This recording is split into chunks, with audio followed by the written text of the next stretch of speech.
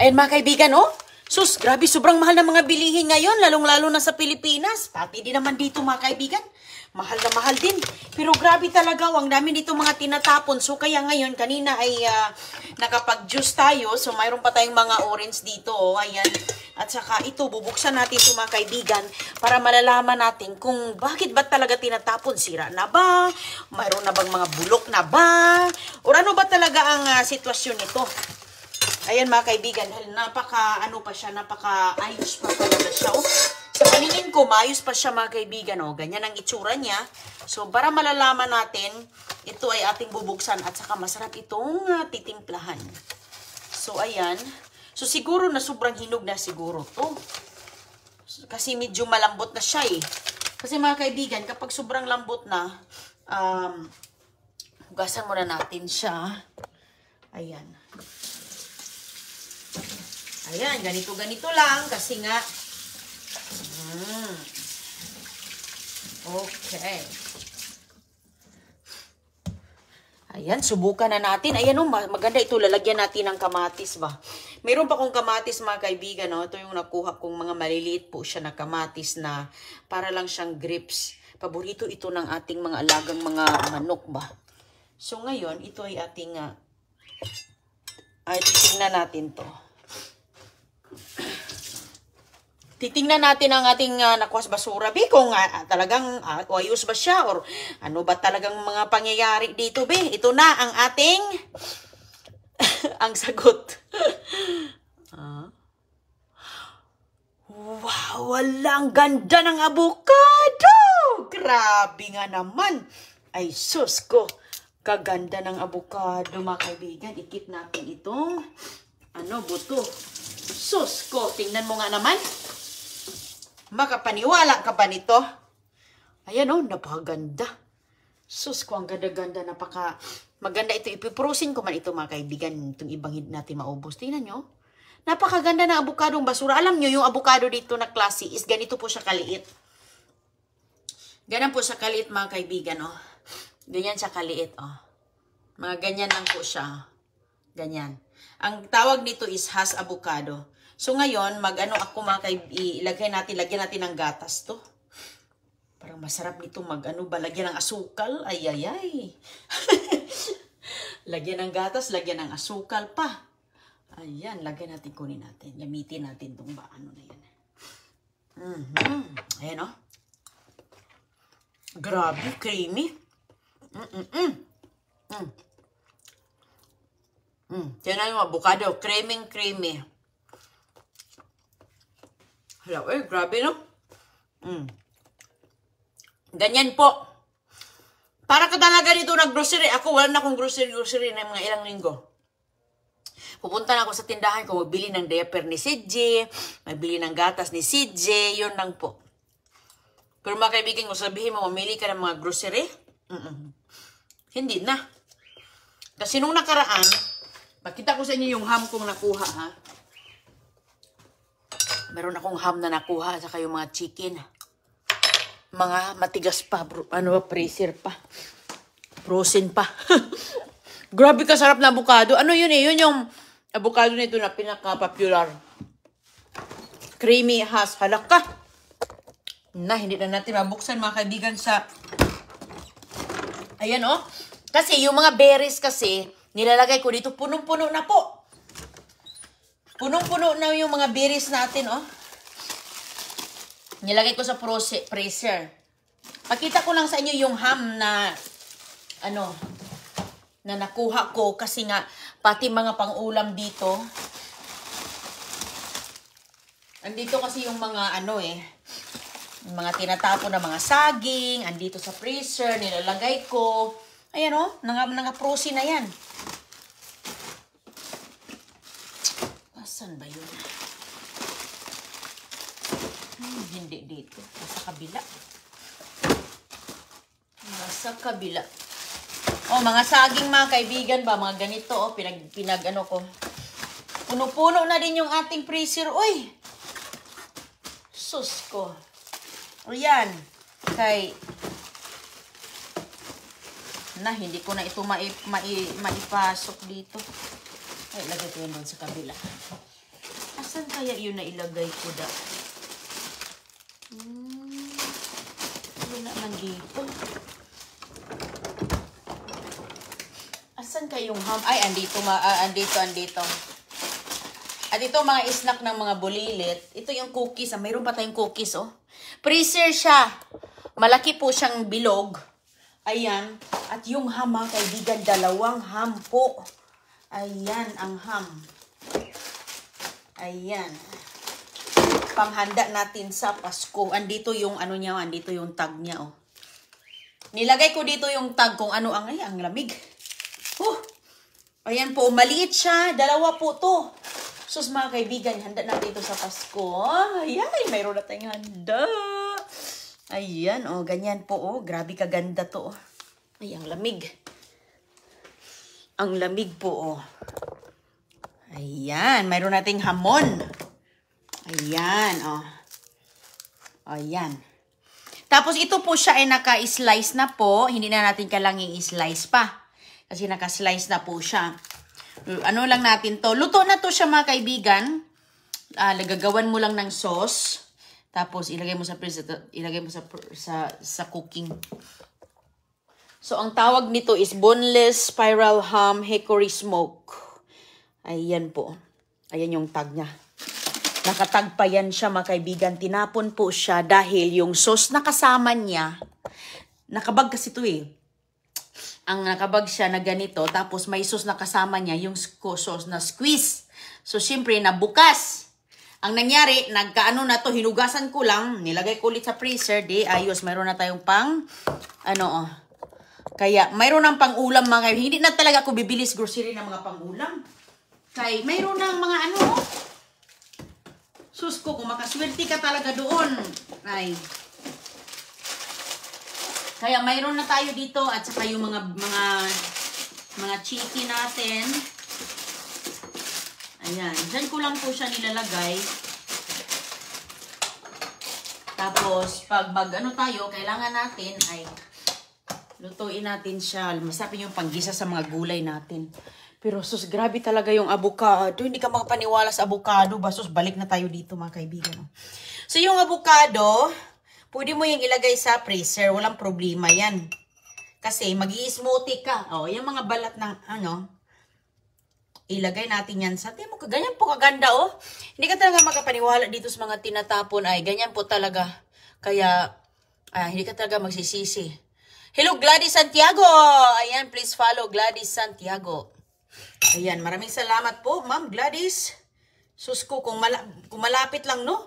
Hindi ko talaga maisip, mga kaibigan, na grabe dito kamahal ang mga bilihin, pero grabe din sila ditong magtatapon-tapon.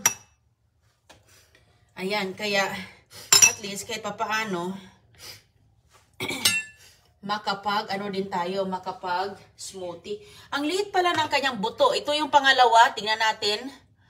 Ay, grabe ka ganda. Ang liit ng laman, ang ganito ba? Ang liit-liit.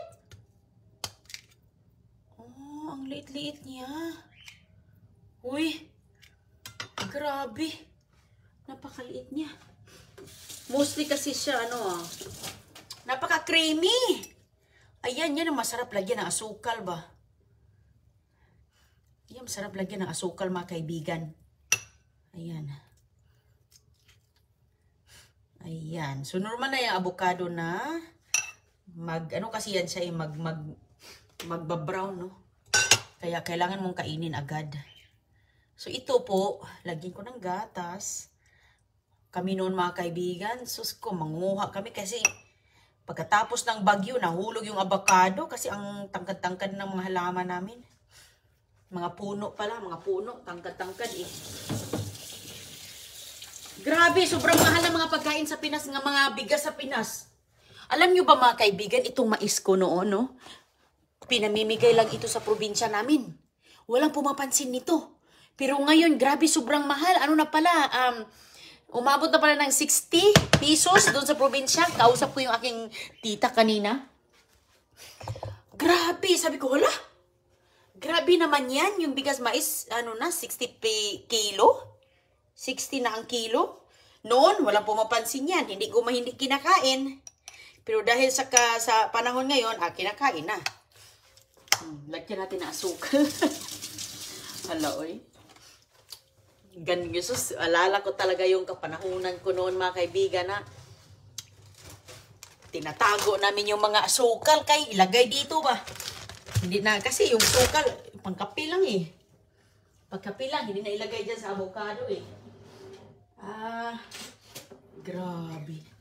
Pero hindi lang po ito yung mga ano ko, nakuha ko. Talagang meron din tayong mga ano din, ibang mga gulay, no? Lagyan natin ng asukal na ganyan. Okay na yan. Pati asukal mga kaibigan, nakas basurahan. Tingnan mo, matagal na to. Matagal na to. Nilalagay ko lang dito sa ano, nilalagay sa ziplock. Oh. Matagal na to. Matagal na to. Ilang ano na to. Umabot na siguro ito ng ilang ano, buwan. Kasi nga, lalo na, magandang kape, may ano, kunting mga merienda, lagyan ng asukal, o diba? Nakakatuwa talaga kasi kanina, nag-orange juice tayo. Ayan, meron pa dito, yung iba, inuin ko yan siya. Marami ito mga kaibigan, kaso lang siya ay, ano na ba, hindi ko alam kasi minsan kasi yung avocado kasi hindi maganda sa loob eh. Parang nasubrahan na kahinog ba? So, sobrahan na kahinog, kaya, ayan. Uy, sarap nito. Lagyan lang natin ng ano mga kaibigan. Uy, pang ice candy. Pero mag-ano man ako dito, yung ice drop ba? Ginagawa ko lang siyang ice drop. Yung, anong tawag doon? Yung, para siyang ice cream. Ayan, oh. Ay, sus ko. Napaka-healthy ng avocado, eh. Napaka-nutritious niyan. Oh, ayan mga kaibigan. Lalagyan din natin ito ng gatas. Pero ngayon, asukal lang munang ilagay natin. Ganito ba? Mayroon na tayong merienda. At saka mga kaibigan, ito ginagamit dito nilang mga salsa. Parang ididip nila yung sauce. Marami ditong mga paraan magagawa ng avocado. Nilagay nga nila ito sa sandwich eh. At niluluto din nila to eh. Ginagawang, mayroon akong natikman na avocado na lumpia. Binalot sa lumpia wrapper. Sabi ko, wow. Nilagay nila ito sa tinapay. Yeah. Sarap. Sarap na. Sarap. Wow. Avocado, asukal, asob na. Oo, mayroon din akong yung manok ko mga kaibigan, binigyan ko ng mais kay paborito nila yung mais talaga. Yung mga mais,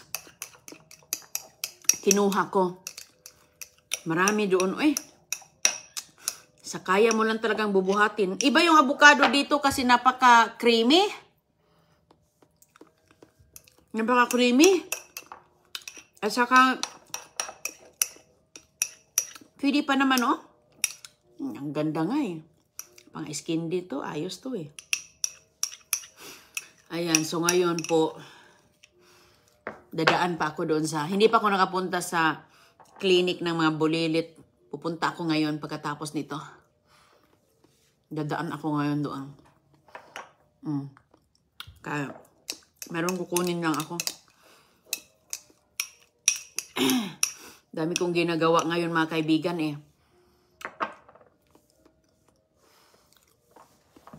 Mahal itong ano, mahal ang avocado. Alam nyo ba, kung mag-grocery ka dito, kung bibili ka sa tindahan, 2 piraso yung binuksan ko, 2 piraso, mga $3 na po yun. So ngayon mga kaibigan, kung bibili ka ng grocery, meron kang $50. Alam mo, ang liit-liit ng mabili mo. Siguro mga 5 piraso, 6 na pirasong item lang. Mahal dito talaga. Kahit saan din naman, mahal mga kaibigan, pero grabe sa Pilipinas. Grabe, pag alis ko dyan, hindi man ganito. Ngayon, parang yung isang libo mo, wala nang ano. Mahirap nang bibili ng panglingguhan, no? Hindi na kasya sa lingguhan. Grabe, Kaya, dito din, kahit paano nagtanim-tanim din ako dito. yung mga gulay na aking mga, yung hindi ko makakuha, hindi ko makakalkal doon. Sus ko mga kaibigan, mga sitaw, ampalaya, okra, talbos kamote, kangkong. Yun yung aking mga tinatanim yung hindi wala ko ba. Kasi nga masarap din kasi yun eh. Hello po sa inyong lahat. Grabe. Ay, tinan nyo, nakaisang baso na tayo ng avocado. Kung malapit lang tayo, no? Susko, no? Pero ganyan talaga mga kaibigan. Laban lang tayo sa buhay kay iba na talaga ang panahon ngayon. 1K po, maghapon lang gastos, ubos na ulam na medyo masarap. Masarap-sarap. Sabi ni Ma'am Ami Reyes, Susko. Kaya mga kaibigan, marami talaga tayong mga kababayan. Dami akong mga nakilala dito na mga profesional sa Pilipinas. Pumunta dito na sila nagtrabaho. Dito nagtrabaho mga kaibigan. Kasi marami mga, kasi nga hindi kasya sa pamilya. Tingnan mo nga naman. 1,000, Susko. Hindi nga naabutan ng maghapon. Susko, magtanim-tanim na lang mga kaibigan ng mga kunting mga ano dyan sa paso. Dyan sa may misitira. Magtanim-tanim na lang ng kunti, talbos kamote, malunggay. Para, Susko, kahit pa paano no. Grabe, uy. Kung sa bukid ka ay talagang ano, pero dyan sa city kasi pag nasa lungsod ka kasi tumira, mahal eh. Hindi ka makapagtanim-tanim ano. Pero pwede naman sa paso. Ako dito, paso man ako kasi malapit kami sa dagat ba. Mahal lahat bilihin, ma'am. Dito, lalo na dito, ma'am. Kaya nga, 1,000 isang araw lang. Oh my God, grabe. Sus ko, paano na pag wala kang trabaho na araw-araw na trabaho, no? Kaya marami talagang mga kababayan na nag-abroad. Kasi, hindi kasi sa example, mag-asawa, tapos may 2 anak. Hindi kasi hindi natin masisisi yung mga kababayan natin kasi mayroon din silang mga pangailangan ba na hindi magkasya ang kanilang sahod. Pagdasangan natin na bababa yung mga bababa yung mga presyo, pero depende din kasi yan sa mga magsasaka. Wala na, nung alam niyo yung kabataan ko, ang daming mga magsasaka, mga kaedad ko. Kami doon, mga nagtatrabaho sa bukid. Ngayon mga kaibigan, wala na. Wala na. Doon sa probinsya ko, doon sa Dumaguete, doon kasi yung mga lupa ng lolahan ko eh. Wala na mga kaibigan. Dahil, alam mo, sa panahon din. Sa panahon, mamaya, babalikan ko lang yan. Babalikan ko lang to. Wala na po. Noon, nagtatanim kami ng tubo, nagtatanim ng gulay. Wala na ngayon mga kaibigan dahil sa sobrang init. Sobrang init na. Tinanong ko yung mga ko doon. Sabi ko, ganyan. Sabi na, sobrang init na dito, day. Wala na, day. Hindi na gaya noon, day, na edad natin tayo. Tayo ng mga niyog. Nagkukupra tayo. Ngayon, wala na. Wala na nagtatrabaho sa mais. Kaya mga kaibigan, wala nang magsasaka. Mga kaedad ko noon, Jesus, noon talaga, lahat kami, mga kapitbahay, Sabado, Linggo, nasa bukid. Sus, ngayon wala mga kaibigan kasi sobrang init. Sa panahon din yan. Kaya ngayon, siyempre, pag walang magtatanim doon, kunti lang ang supply, tapos mataas ang demand ng mga tao, maliit lang yung supply, ang laki ng demand, so wala talaga, kaya mahal. Grabe, hindi ko talaga noon ba, no? Malaki talaga ang pagbabago. Kaya, mga diskarte-diskarte lang na tayo mga kaibigan. Kay pati man dito kahit saan man. Ako, diskarte lang ako masura. Kay paano, wala na akong grocery yung linggo. Sayang din, uy. Sayang din. Tapos matatapon lang din. At saka makakain pa naman. Ay, sus ko, busog na nga ako, oh. Pati yung manok ko mga kaibigan, nandun sa labas, pag-gala-gala. Busog din sila kasi hindi pa tapos yung binigay ko kahapon. Doon lang sila sa labas. Tinitingnan ko kasi sila doon lang. At ako'y pupunta muna sa, sa clinic nila Agoy-Agoy. Hala. Dami ko palang errands da. Balikan ko na lang yan. Ayan. So, ingat po kayong lahat dyan at ganun talaga. Ano yung sa tingin natin ay nakakatulong sa atin. Gulang tayo.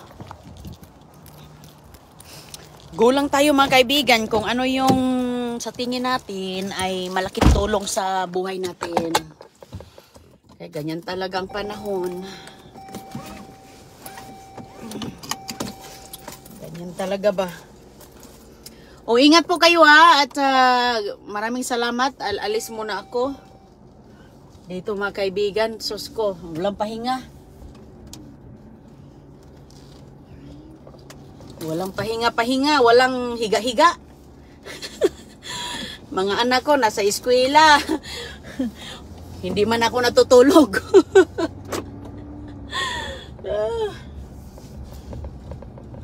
Maraming gawain ang nanay, no? Wala talagang katapusan po. Okay, salamat. Kita lang tayo sa susunod.